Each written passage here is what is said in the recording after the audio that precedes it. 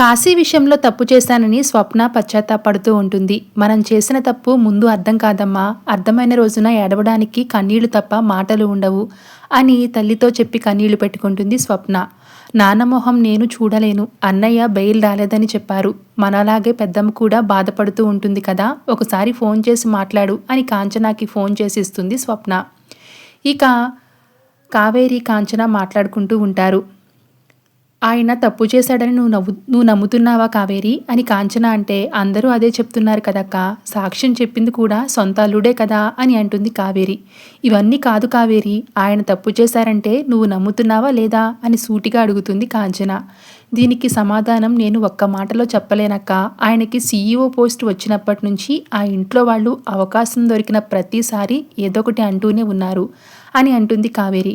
ఇప్పుడు జరుగుతున్న దానికి నువ్వు మాట్లాడేదానికి సంబంధం ఏంటి అని అడగగానే, ఆయన్ని చూడ్డానికి వెళ్ళావా అక్క? ఆయన తప్పు చేయరని నేను నమ్ముతున్నానక్క. ఆయన ఎదుగుదలను చూసి ఓర్చుకోలేని వాళ్ళు ఈ పని చేశారు అని అంటూ ఉంటుంది కావేరి. ఎవరు ఏ దురుద్దేశంతో ఈ పని చేశారో అన్నీ తొందరలోనే బయటపడతాయి.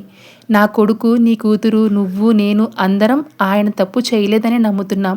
మన నమ్మకమే ఆయన ధైర్యం. ఆ ధైర్యం అధైర్యపడొద్దు అని అంటుంది కాంచన. అక్క, ఆయన చూడడానికి నువ్వు స్టేషన్కి వెళ్ళావా అని అడుగుతుంది కావేరి. అంటే నేను వెళ్ళాలని నువ్వు కోరుకుంటున్నావా అని అంటుంది కాంచన. ఈ మాట నీతో అంటే ఎలా తీసుకుంటావో తెలియదు, కానీ ఆయనకి నాకంటే నువ్వంటేనే ఎక్కువ ఇష్టమక్క. ఆయన నాతో ఉన్నా నీ గురించి ఆలోచిస్తారు అని అంటుంది కావేరి. ఆ మాటకి కన్నీళ్లు పెట్టుకున్న కాంచన, మనిషి ఎప్పుడూ అంతే, తన దగ్గర లేని దాని గురించే ఆలోచిస్తారు అని అంటుంది. అంటే నువ్వు కూడా ఆయన గురించి ఆలోచిస్తున్నావా అక్క అని అంటుంది కావేరి. ఆయన్ని మా ఇంటికి రాకుండా ఆపేసి ఉంటే నువ్వు ఈ మాట అనేదానివి కాదు కావేరి. అక్క, తప్పుగా అనుకోవద్దక్క అని కావేరి అంటే, నువ్వు కరెక్ట్గానే అడిగావు. స్వప్న వాళ్ళ నాన్న కార్తీక్ వాళ్ళ అమ్మ కోసం ఆలోచించవచ్చు, అలాగే కార్తీక్ వాళ్ళ అమ్మ స్వప్న వాళ్ళ నాన్న గురించి ఆలోచించవచ్చు. పిల్లలు ఉన్నారు కాబట్టి భార్యాభర్తల బంధం తెగిపోయినా తెంపేసుకున్నా అమ్మా నాన్నల బంధం తెంపేకపోయాను, దాన్ని తెగిపోయే వరకు తీసుకురాకు అని అంటుంది కాంచన.